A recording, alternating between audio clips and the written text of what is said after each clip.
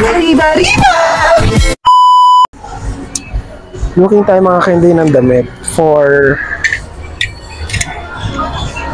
event. So mga kainday, for update, pinili ako ng itong token sa Miniso ako mga kainday. So nakabili na ako lang para kay Ayesha, which is the hair clips. Since wala lang, natutuwa lang ako mga kainday sa mga bata. Parang kasiyahan ko na mabigyan ng mga bata ng mga kahit simple tokens. So mga kainday, tapos na tayo sa Miniso. Andito binili ko mga kainday, pero ang laki-laki nung lagyan ko. So wala ako nakita sombrero. Pasok tayo ng Dep Store. Ito tayo sa kids department. Oh my God.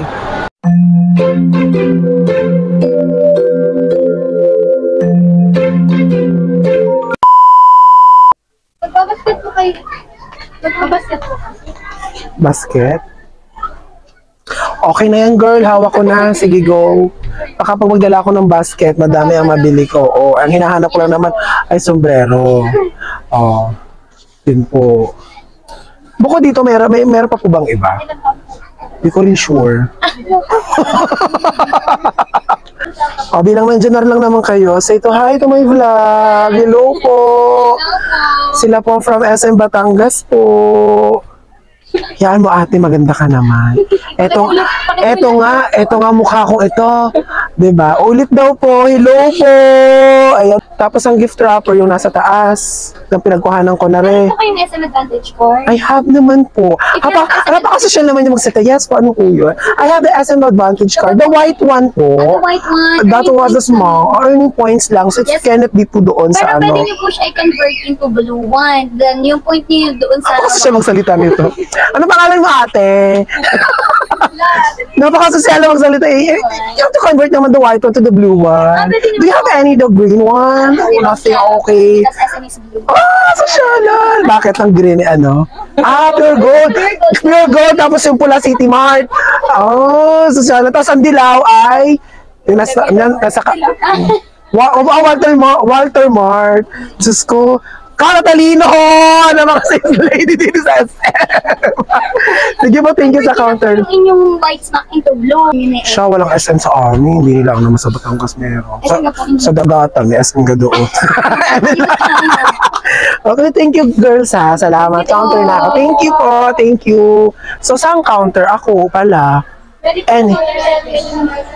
Okay, sige. Salamat po. Thank you. Good morning mga kenday.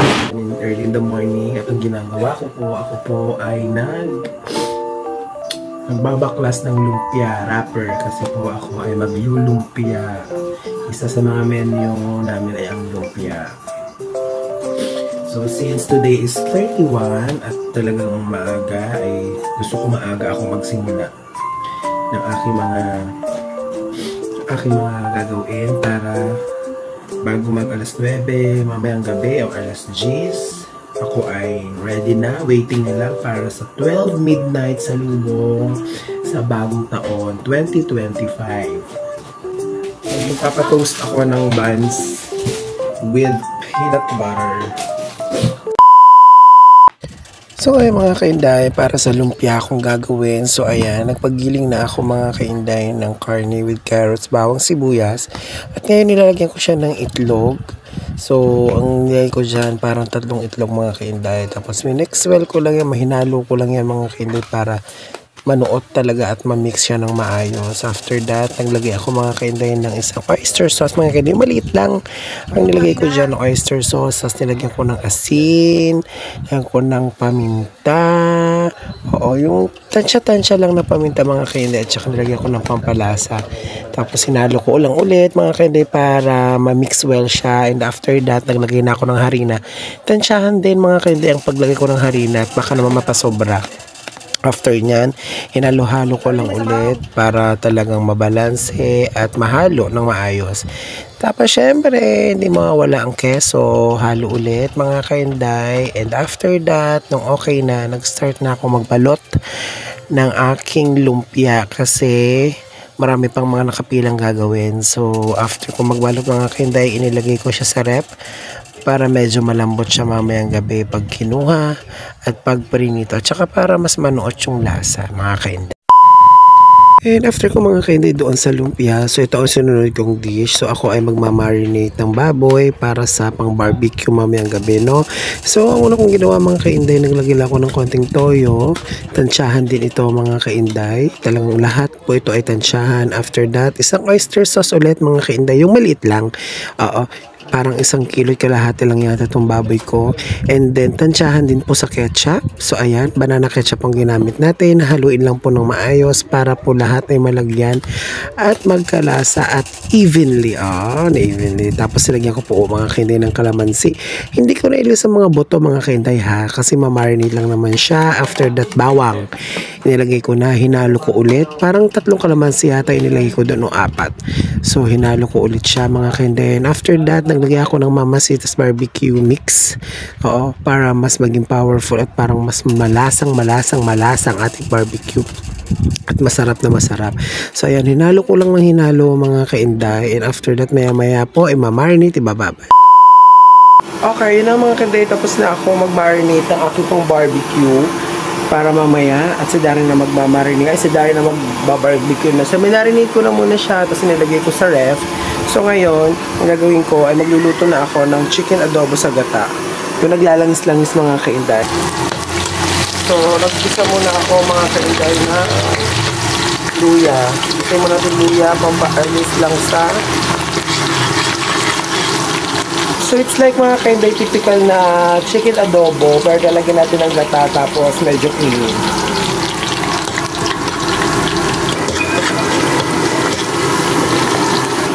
Ano lang muna tayo, sariling sipat muna. Solo-solo tayo mga kainday.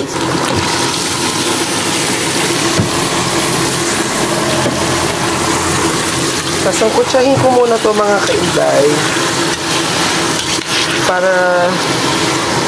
para yung pipretuhin muna.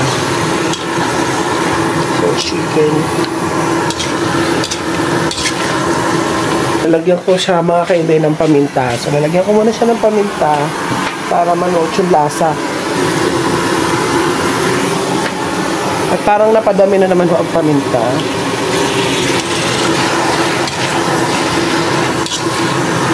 A few inches later. So, bali na siya mga kainday. So, adobo na siya. Pinakukulo ko lang yung suka kasi bagong lagay ko lang yung suka. After ko malagyan ng suka, ahaluin. And then, after ng minutes, ilalagay na natin yung gata.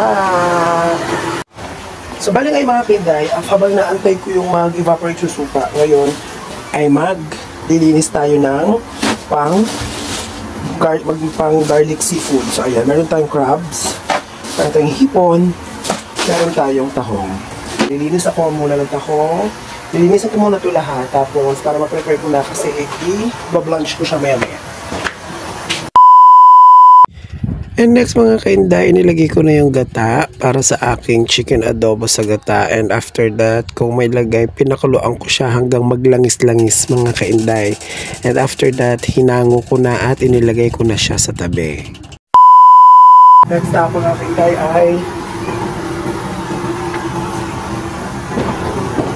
seafood cube.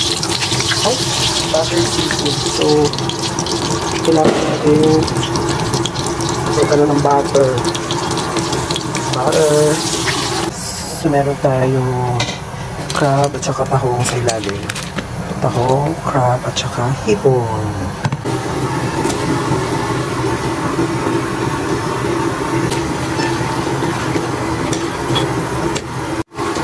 Lagyan natin yung tahong at crab. Siyempre, sama natin.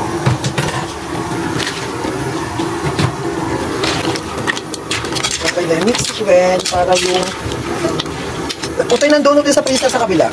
Tapos ang sticky nandiyan sa may kulay pula natin lalagyan. Tutulungan kita tapos naman na aray, magpapakulo lang ako ng tubig.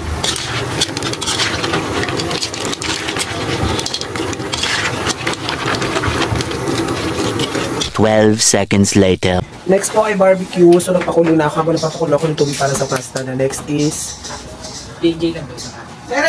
The next is barbecue. So, nagtutuhog tayo ng barbecue. Tapos si Darren ay, ayun, siya kasi magba-barbecue mga kainday. Siya magluluto. Kasi ako ay next ko yung pasta. So, for a while, tuhugan muna tayo. Every day, late at night, not okay. All I want, and I pray, all I need are some better days. Yeah, all I need are some better days. Cause all I want, and I pray, I believe in the better days. I'm kinda stuck between a rock and a hard place. Do I work hard or live at my pace? You're only young once, yeah that's all great, but I also want a future where I'm okay. The next tayo is the pasta. The pasta yung next natin. Bakit? And yun na mga kainday. So ito na yung ating sauce for our pasta. 2,000 years later. Happy New Year! Happy New Year!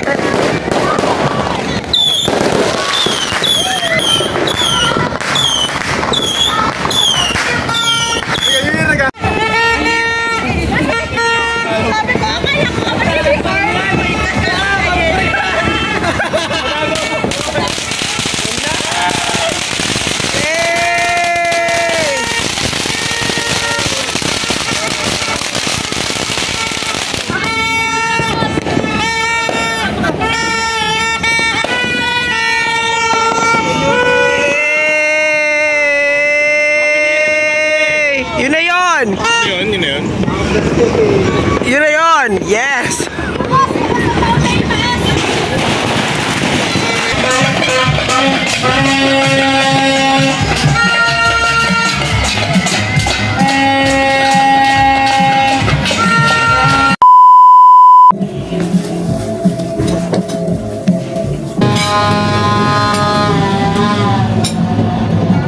Sa restaurant ng mga ganito nga yata ito na.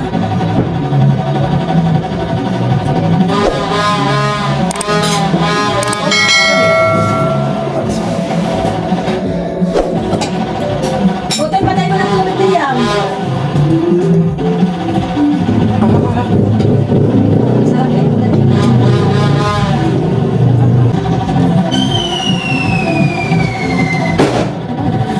Know your love